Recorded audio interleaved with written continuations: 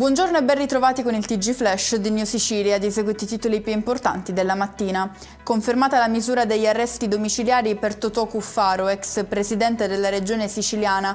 Lo ha deciso il Tribunale del Riesame di Palermo nell'ambito dei presunti appalti truccati nel settore sanitario del capoluogo siciliano.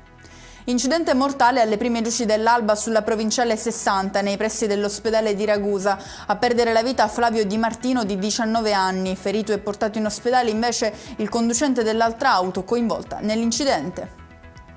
Lutto a Santo Stefano Quisquina in provincia di Agrigento per la morte dell'artista e scultore Lorenzo Reina. Trovato morto in casa dai familiari, l'uomo era noto in tutto il mondo per essere il creatore del teatro all'aperto Andromeda. Dai domiciliari comunica via social con altri indagati, minaccia i testimoni dell'inchiesta e pubblica frasi offensive contro le forze dell'ordine. Questi gli elementi sulla base dei quali il GIP di Ragusa ha deciso di aggravare la misura restrittiva di un 21enne di Ispica arrestato per spaccio, disponendo la misura cautelare in carcere.